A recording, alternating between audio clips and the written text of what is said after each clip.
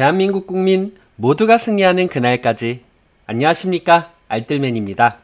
전일 25bp 금리 인상과 러시아의 채무 이행, 그리고 바이든과 시진핑의 미중 회담 가능성에 시장은 상승을 보였습니다. 다우는 1.23% 상승, S&P 500은 1.23% 상승, 나스닥은 1.33% 상승, 원달러는 1210.59원으로 마이너스 1.2% 하락, 빅스지수는 마이너스 3.75% 하락, MSCI 코리아 ETF 지수는 0.87% 상승, 2년물 국채금리는 마이너스 2.7% 하락, 10년물 국채금리는 마이너스 0.91% 하락, 30년물 국채금리는 0.13% 상승을 했습니다. 상승 종목 이슈로는 페이저두티가 있는데 디지털 운영 플랫폼 제공 업체입니다.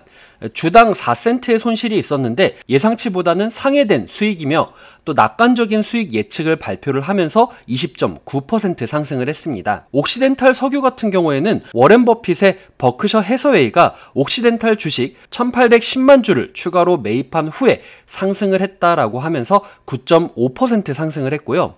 게스는 예상치에 못 미치는 수익을 발표를 했지만 영업이익이 예상치를 상회하면서 9.3% 상승을 했습니다. 하락 종목 이슈로는 맥도널드가 있는데 모건 스탠리가 러시아와 우크라이나의 매장 폐쇄로 인해서 목표 주가를 294달러에서 287달러로 낮추면서 하락을 했다라고 합니다. 회사는 폐쇄로 인해서 한 달에 5천만 달러의 비용이 발생할 수 있다라고 언급을 하면서 마이너스 0.28% 하락을 했습니다. 전일 연준은 25bp 금리 인상을 발표했습니다. 또한 상황에 따라서 5월 대차대조표 축소에 대한 뉘앙스도 풍겼습니다. 연준의 금리 결정이 시장 예상 범위 내의 수준이면서 금리 인상의 전망치가 다소 매파적이라는 평가가 이어졌습니다. 하지만 이로 인해서 연준이 인플레이션을 억제할 역할을 할 것이라는 기대감과 예상보다 더 금리를 못 올릴 것이다 라는 전망에 주가 상승폭을 이어나갔습니다. 뱅크레이트 그렉 맥브라이드 수석 재무 분석가는 연준은 금리를 인상함으로써 인플레이션을 길들이기 위한 노력의 일환으로 팬데믹 시대의 경기 부양책을 완화하는 과정을 시작했다라고 말했습니다. 이것은 한 번으로 끝난 것이 아니라 올해 남은 기간과 내년에도 1년의 금리 인상이 시작될 것입니다. LPL 파이낸셜의 수석시작 전략가인 리안 데트릭은 연준은 크게 흔들리지 않았습니다 라고 이야기를 했습니다. 그들은 인플레이션을 증가시키면서 2022년 경제적 기대를 낮췄지만 그중 많은 부분이 이미 가격에 반영되었습니다.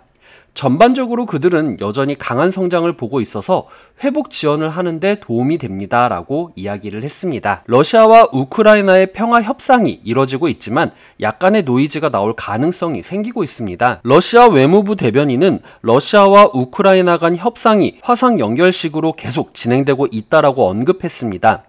러시아와 우크라이나 간 평화 협상이 실질적인 진전을 보이고 있다라는 보도는 잘못이라는 크렘린궁 대변인의 발언이 나왔으나 시장은 이를 무시하는 모습을 보여주었습니다. 러시아의 채무 이행 소식도 나왔습니다. 목요일은 러시아가 채무 불이행을 피하기 위해서 수요일에 만기가 도래한 국채 이자를 지급해야 하는 중요한 날이었습니다. 러시아가 2차례 달러를 지불했으며 곧 채권 보유자들에게 분배될 것이라고 보도가 되었습니다. 해당 채권 이자는 달러화로 JP모건을 통해서 시티그룹으로 이체돼서 채권단에게 전해진 것으로 알려졌습니다. 러시아의 디폴트 우려가 완화되면서 주가는 오름폭을 확대했습니다. 조 바이든 미국 대통령과 시진핑 중국 국가주석이 오는 18일 전화통화를 할 예정이라는 소식이 나왔습니다. 바이든 대통령과 시진핑 주석 간의 통화는 러시아의 우크라이나 침공으로 긴장이 고조되는 가운데 이뤄지는 미중 정상 간의 첫 직접 통화이며 미중 갈등의 조짐을 보이고 있는 가운데 열리는 회담인 만큼 귀추가 주목되고 있습니다. 미국 경제지표도 호조세를 보였습니다. 주간 실업보험 청구자 수는 21만 4천 명으로 지난주보다 감소를 했고 예상치보다도 더 적은 수였습니다.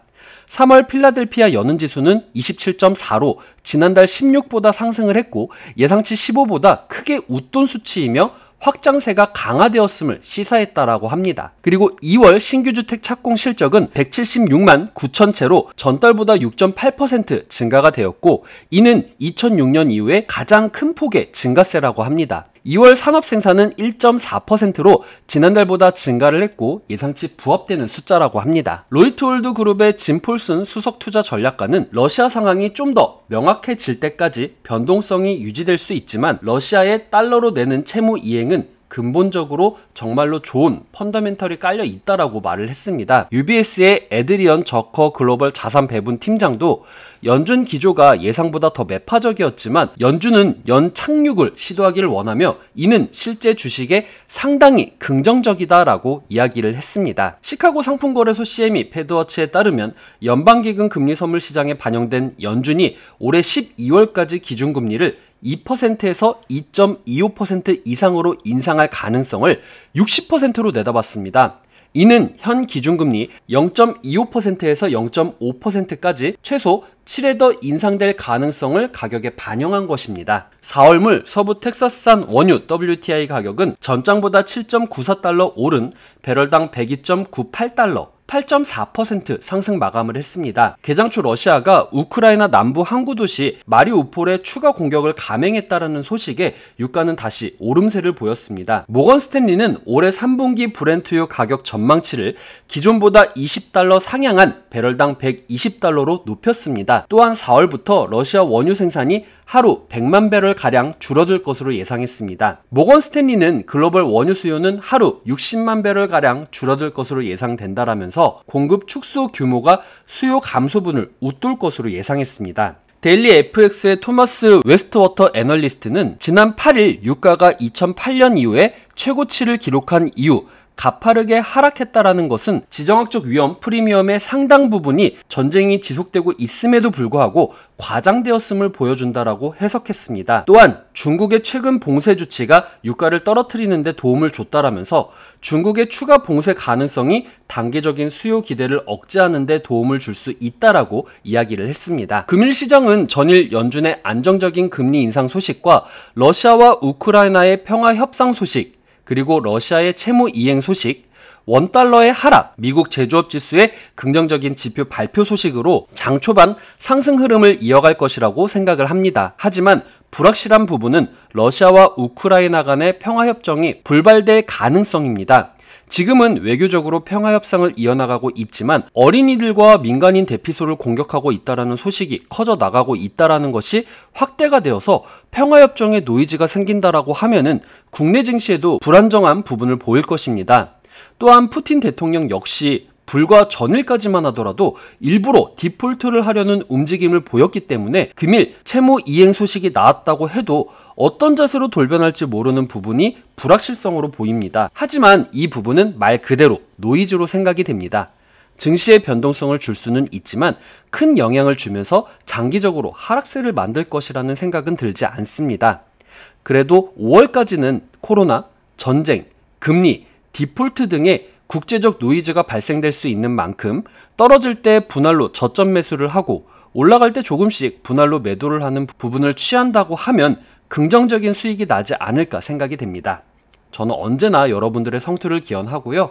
오늘 내용 괜찮았다 생각되시는 분들은 하단에 구독과 좋아요, 알람 설정을 눌러주시면 제가 영상을 만드는데 큰 힘이 될 것 같습니다. 오늘도 시청해주셔서 감사합니다.